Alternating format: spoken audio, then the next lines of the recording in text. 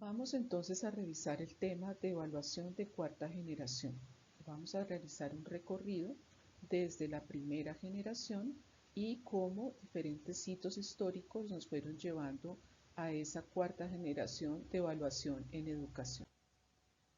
En la primera generación, que se da en el siglo XIX, nace la evaluación en la escuela tradicional, pero esta evaluación está más centrada en la memoria, en almacenar información y en realizar evaluaciones escritas. Entonces, los maestros se dedicaban a verificar que esa información estuviera en las mentes de sus estudiantes. También en la primera generación tenemos en Estados Unidos el inicio de los test que se aplicaban a los estudiantes. En estas pruebas de rendimiento, pruebas básicas, permitían evaluar las escuelas y el profesorado. También en la primera generación tenemos ya la teoría conductista que nace en la psicología pero empieza a aplicarse en educación y su principal exponente es Watson.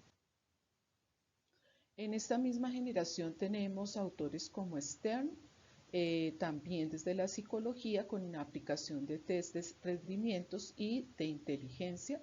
Empieza aquí a trabajarse con el concepto de cociente intelectual.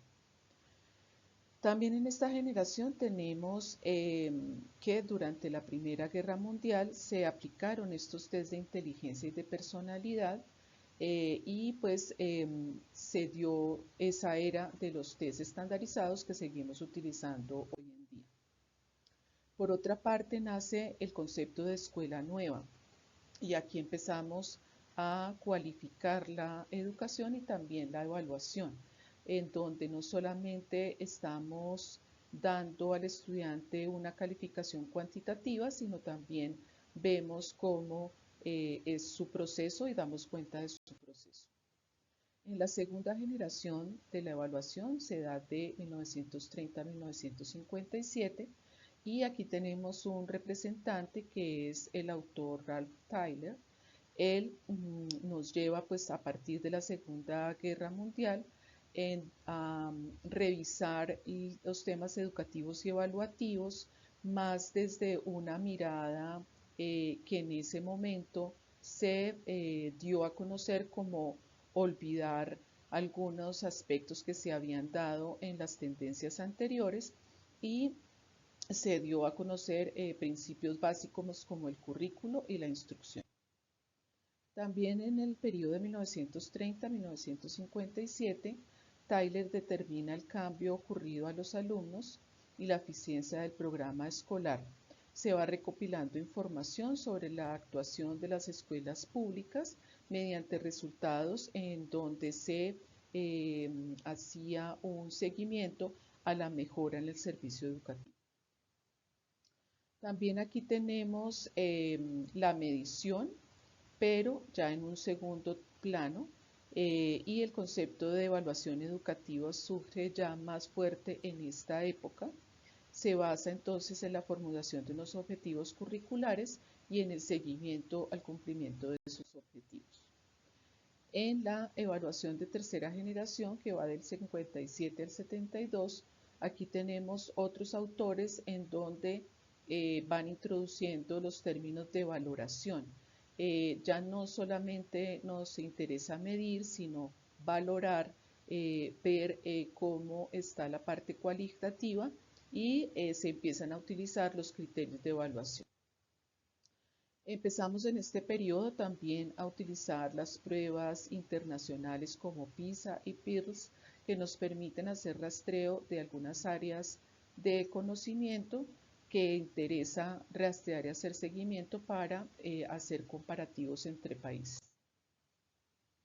También tenemos aquí entonces a otros autores como Scriven, en donde específicamente acá se introduce el término de evaluación formativa y cómo vamos haciendo seguimiento de los avances y de los aspectos de mejora de nuestros estudiantes. Aquí tenemos también a psicólogos como Cronbach, en donde se siguen utilizando cuestionarios, entrevistas y observaciones sistemáticas de los estudiantes. En esta evaluación de tercera generación también tenemos a Bloom con su taxonomía, no solamente de objetivos, sino también de formas o maneras de rastrear los diferentes niveles que pueden alcanzar los estudiantes en cuanto a operaciones de pensamiento. En la evaluación de cuarta generación, entonces tenemos a los 70s, 80s y específicamente el siglo XX, a una evaluación de corte más naturalista, nos surge el constructivismo y la evaluación es utilizada más en términos de seguimiento, en términos de construcción de conocimiento y revisar esa construcción de conocimiento. En esa misma vía de la construcción de conocimientos sobresale entonces procesos de negociación, la inclusión de los términos como contexto dentro de la evaluación, los participantes, el proceso educativo y evaluativo. También hacia finales del siglo XX, pues toman más fuerza estas pruebas internacionales en donde se realiza seguimiento a los avances de los estudiantes. Y por último, en esta evaluación de cuarta generación, tenemos ese proceso de evaluación desde una mirada de competencias y en donde empezamos a ver no solamente la parte de contextualización, sino también de nuestros estudiantes como ciudadanos globales. Hasta acá nuestra presentación. Muchas gracias.